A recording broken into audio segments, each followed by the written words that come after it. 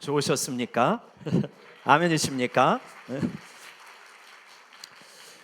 네, 오늘 우리 25년도 마지막 주일 예배입니다. 52주의 예배 가운데 하나님께서 우리에게 시마다 때마다 은혜를 주신 우리 하나님께 감사와 영광을 돌립니다.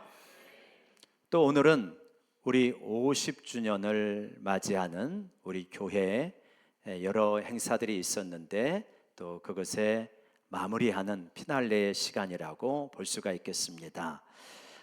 그래서 좀 의미가 깊은 날이죠. 보통 우리가 한 해를 정리하게 될 때 얼마나 많이 성취했는가 그런 것들을 나누게 되어지는데, 하나님께서는 그러한 것을 헤아리기 전에 무슨 말씀을 하시냐면 기억해라 라고 하는 이런 말씀을 하십니다. 지난날 어떻게 너희를 이끌어 왔는지 기억해라. 성경에는 기억하라 라고 하는 말이 많이 나옵니다.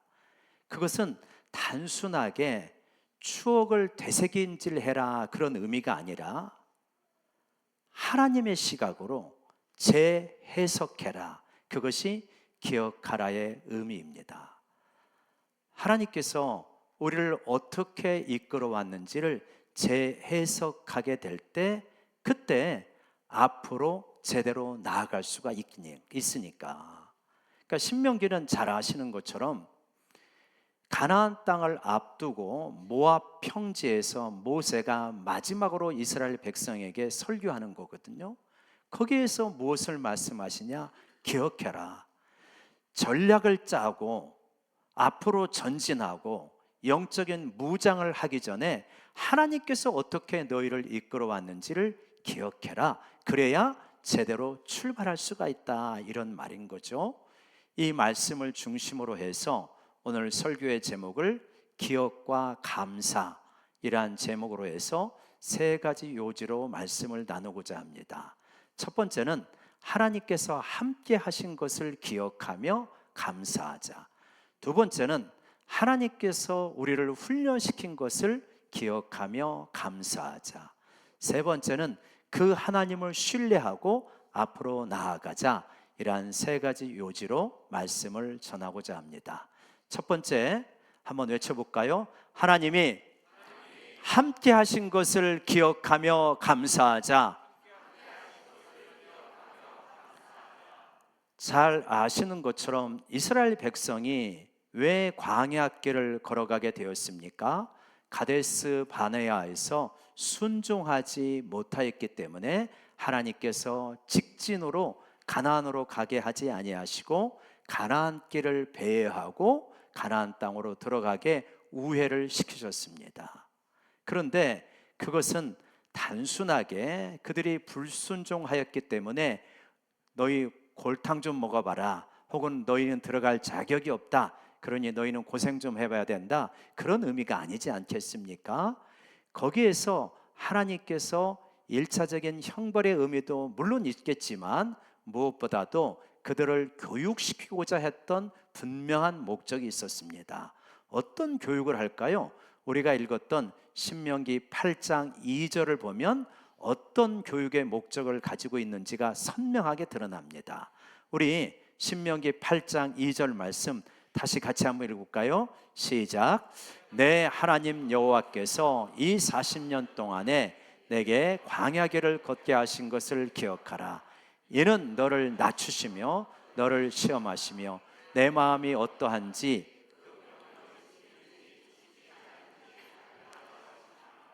분명한 두 가지 교육의 목적이 나타나 있죠. 첫 번째는 뭐라는 겁니까? 너를 낮추시며, 낮춤의 교육의 목적이 있다는 것입니다.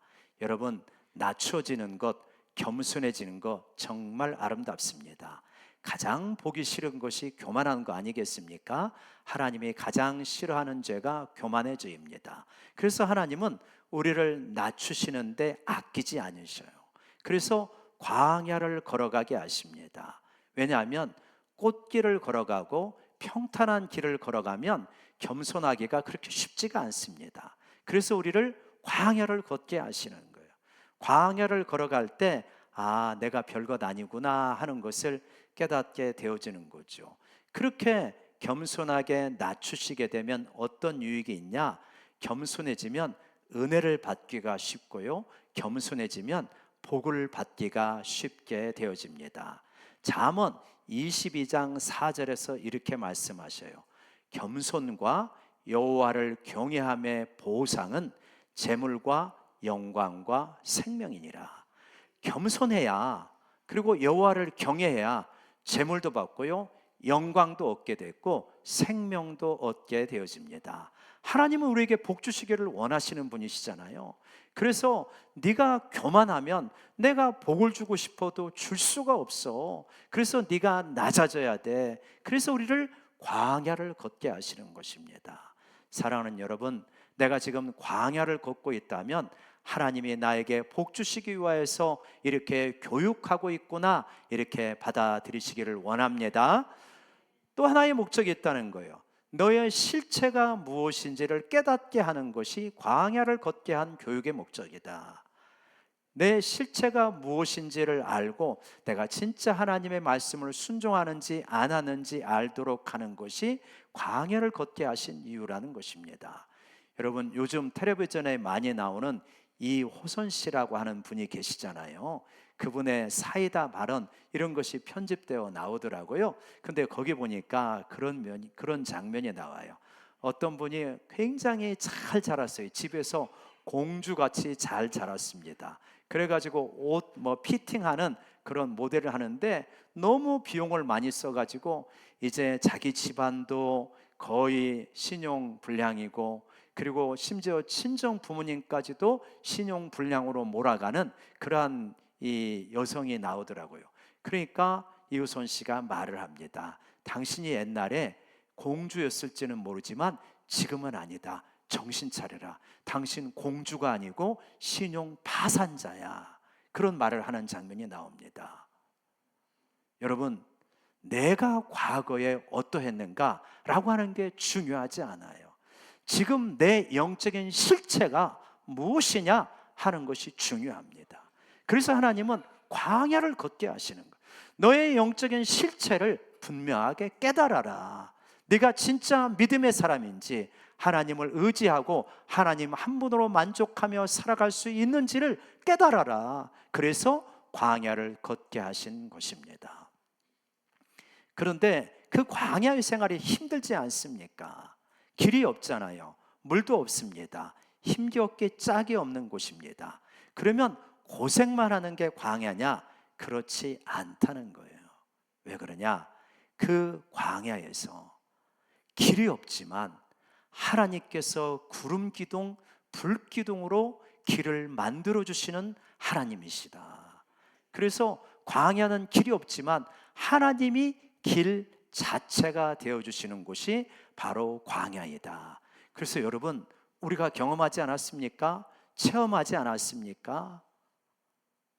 내가 광야를 걸어갈 때 길이 없고 샘이 없고 물이 없고 그렇기 때문에 야, 이곳은 하나님이 부재하신 곳인가 보구나 라고 생각했는데 그게 아니었던 거예요. 하나님이 그 어느 때보다도 가까이 계셨기 때문에 하나님의 부재의 현장이 아니라 하나님의 임재가 가장 뜨거웠던 곳이 광야인 것을 믿습니다. 그래서 하나님은 광야로 우리를 이끌어 가시고 그곳에서 우리와 함께 하셨기 때문에 그것을 기억하며 감사하게 되는 것이다. 여러분, 올 한 해 혹은 올해가 아니더라도 지난날의 삶을 되돌아보면서 참 많이 광야를 걸었다 하시는 분이 계십니까?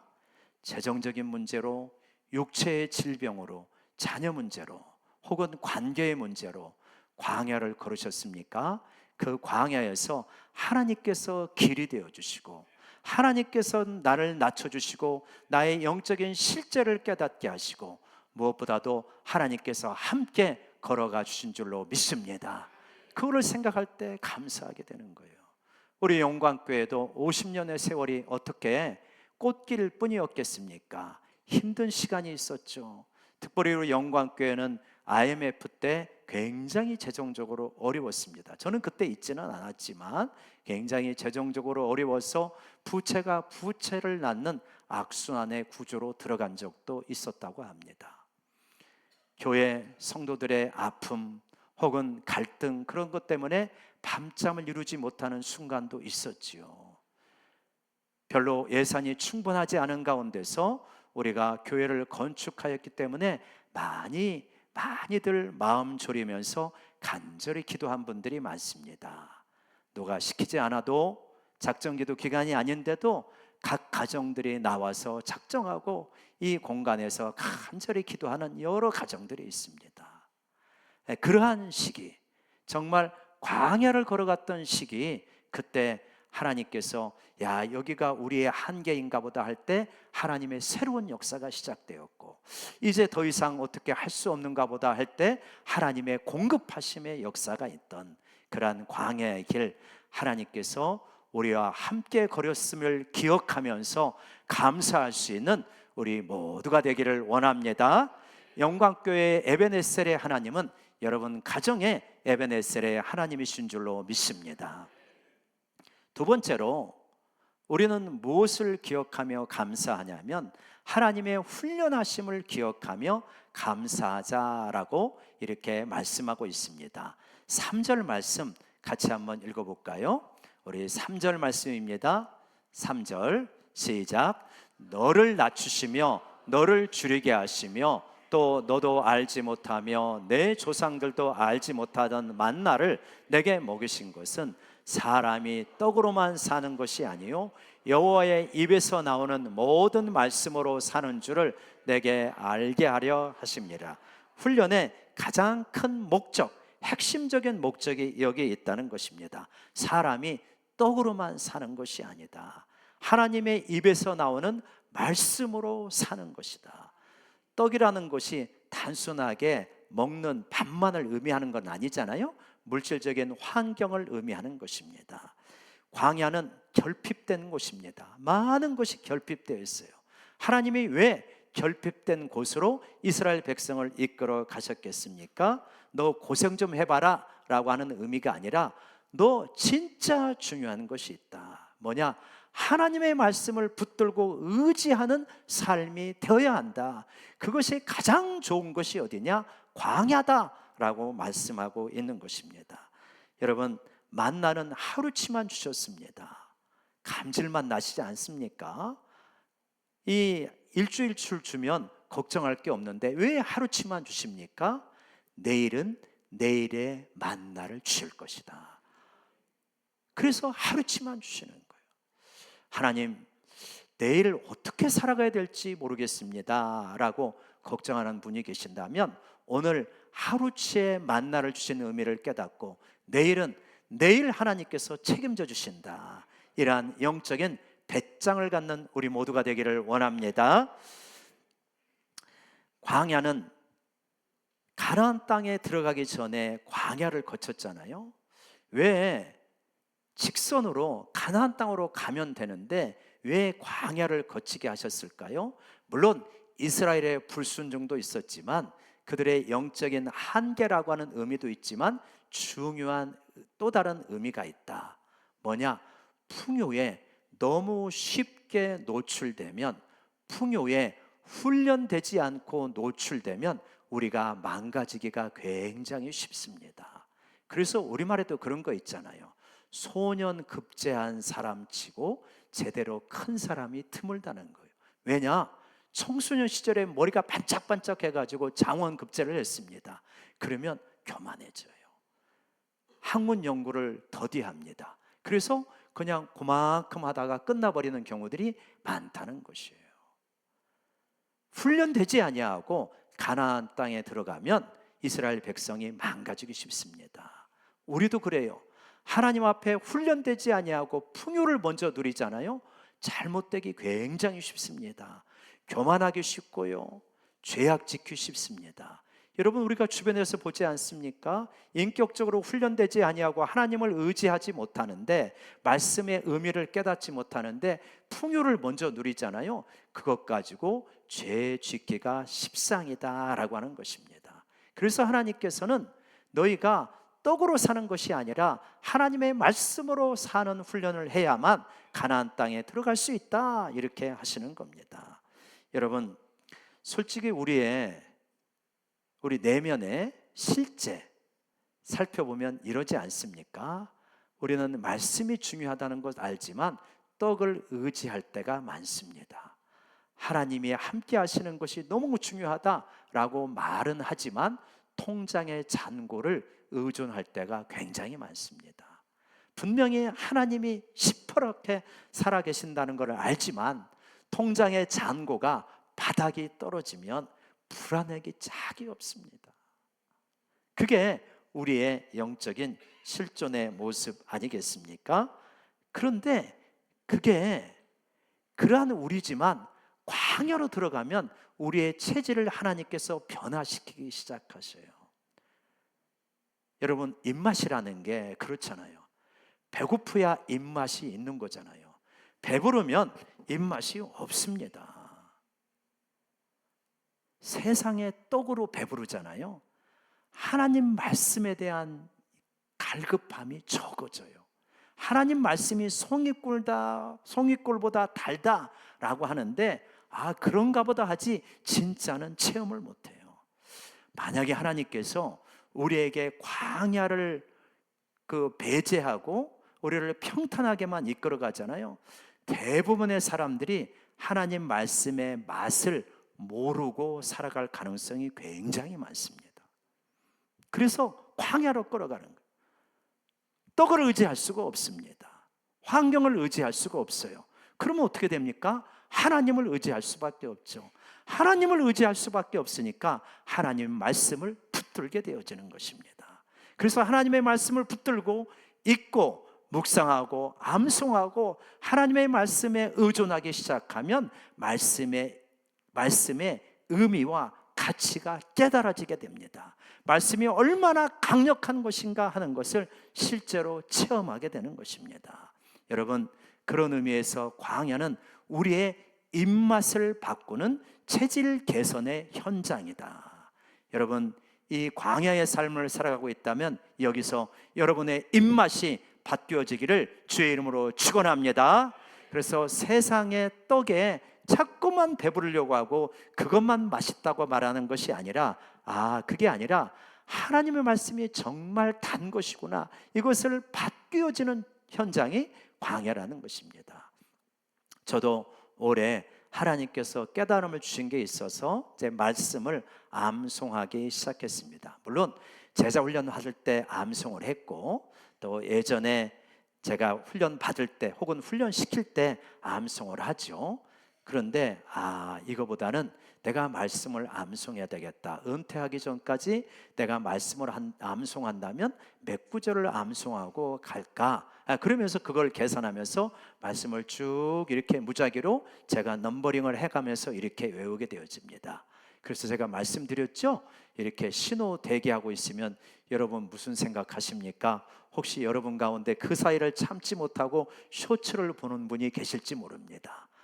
여러분, 그러나 여러분의 박 목사는 경건하여서 그 시간에 말씀을 암송합니다. 그런 말씀을 암송하면 얼마나 좋은지 몰라요. 일단 영이 맑아지고요, 희한한 것을 경험하게 됩니다. 뭘 경험하게 되냐? 내 내면 속에 힘이 생기는 걸 경험하게 돼요. 이상하게 힘이 생겨요.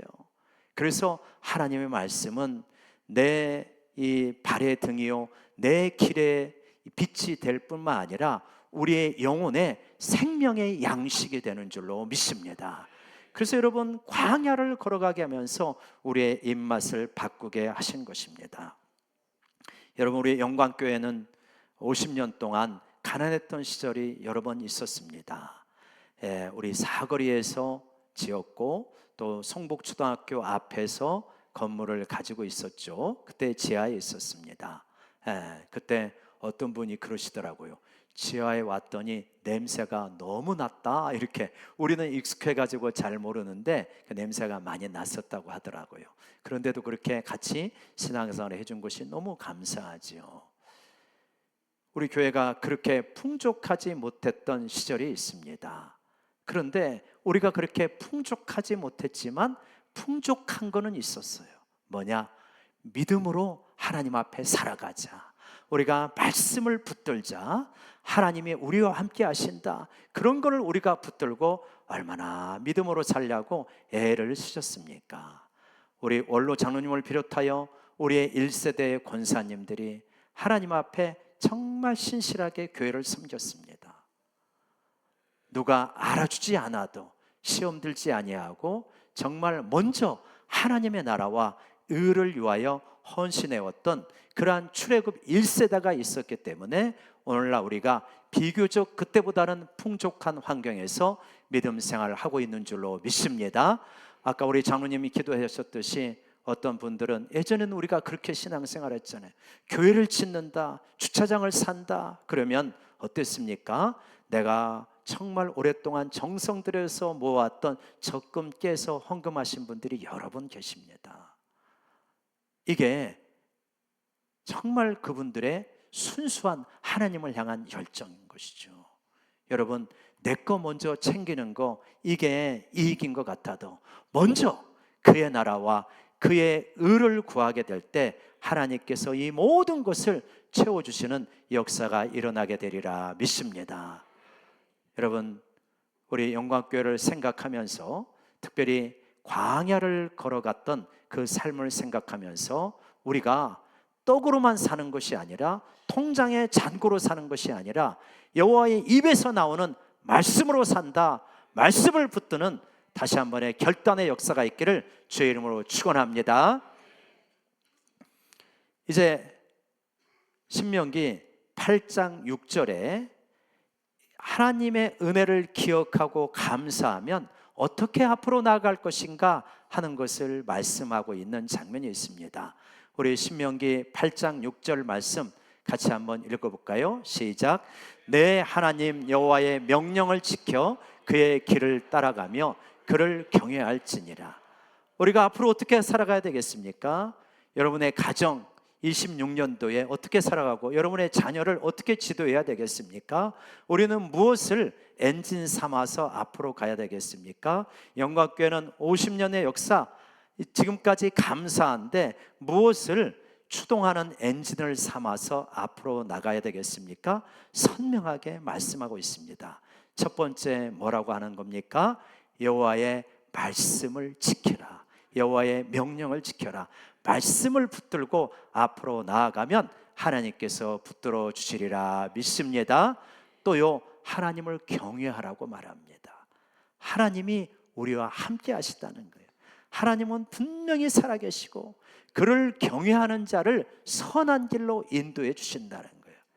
여호와를 경외하는 것이 지혜의 근본입니다.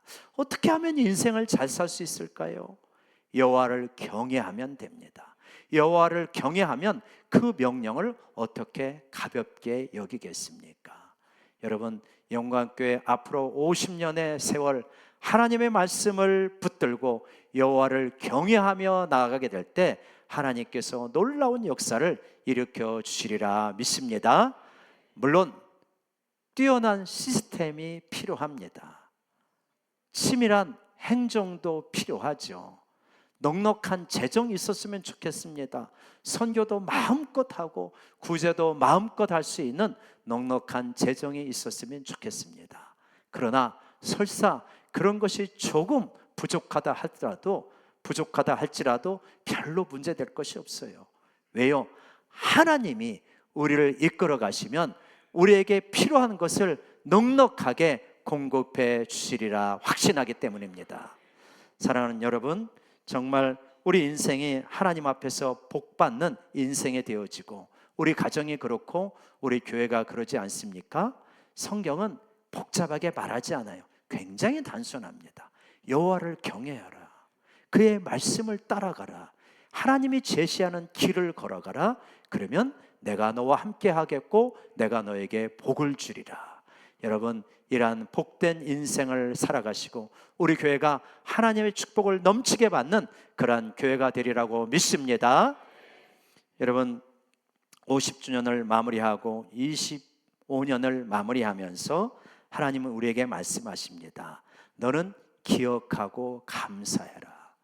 하나님이 함께 하신 것, 너의 인생의 여정 가운데, 광야길 같은 여정 가운데 너와 함께 하시며 적절하게 보호해 주시고 은혜 주신 것을 잊지 말고 기억하고 감사해라. 광야에서 교육하고 훈련했던 것을 기억하며 감사하라. 너에게 복 주시기 위하여 너를 훈련한 것이다. 이제 그 하나님의 말씀을 붙들고 하나님을 신뢰하며 앞으로 나아가라. 가나안 땅을 너희가 차지하게 될 것이다. 앞으로 50년의 세월이 가나안 땅의 풍요를 누리는 우리 영광교회가 되어지고 여러분의 가정, 여러분의 자녀의 삶이 되기를 주의 이름으로 축원합니다. 기도하시겠습니다. 하나님 아버지, 지난 50년의 세월 우리 영광교회를 붙들어 주시고 우리를 지켜주심을 감사합니다. 특별히 우리 성도님들의 삶 가운데 함께해 주시고 광야의 삶 가운데 함께 동행해 주셨음을 감사합니다. 25년도를 마무리하고 50주년을 마무리하면서 기억하며 감사하는 우리 모두가 되게 하여 주시옵소서. 예수님의 이름으로 기도드리옵나이다. 아멘.